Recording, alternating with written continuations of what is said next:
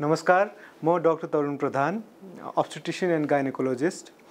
बढ्दो उमेर र फर्टिलिटीको चाहिँ एकदमै गहिरो सम्बन्ध छ।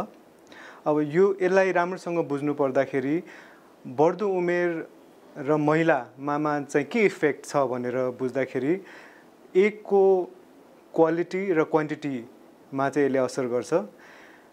हरेक महिनावारीपछि क्वान्टिटी अफ एग जुन फर्टिलाइज हुने ओसाइडहरूको नम्बर घट्दै जान्छ भने क्वालिटी अफ एग जनमा चाहिँ भित्र क्रोमोजोमहरू भित्रको डिएनएहरूको पनि क्वालिटी घट्दै जाने हुन्छ र त्यसले प्रेग्नेन्सीमा असर गर्ने, प्रेग्नेन्सी बन्नै गाह्रो हुने, इम्ब्रोयो नै नबन्ने या बनिसकेपछि पनि प्रेग्नेन्सीमा कम्प्लिकेसन बढ्ने, जेनेटिक एब्नोर्मालिटीहरू हुने त्यस्तो खालको समस्या हुन्छ।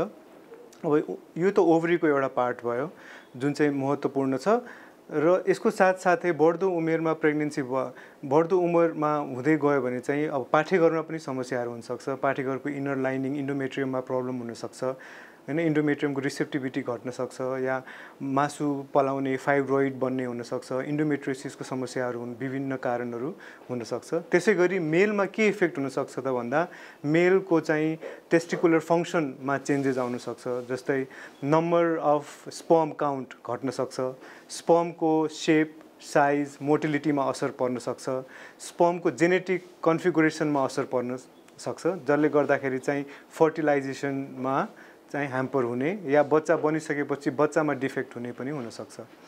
अब यसको समाधान, अब यसलाई के गर्ने त यसमा के ध्यान पुर्याउनु पर्छ भन्दा अर्ली प्लानिङ गर्ने। अब उमेर भए पनि सकेसम्म चाँडो कन्सिभ गर्न कोसिस गर्ने एउटा यो हो। अर्को हेल्दी ओसाइडहरूलाई फ्रोजन ओसाइड फ्रिज गर्ने, हेल्दी स्पर्मलाई फ्रिज गर्ने, स्पर्म ब्याङ्कमा राख्ने र पछि के गरी प्लानिङ गर्नु छ भने।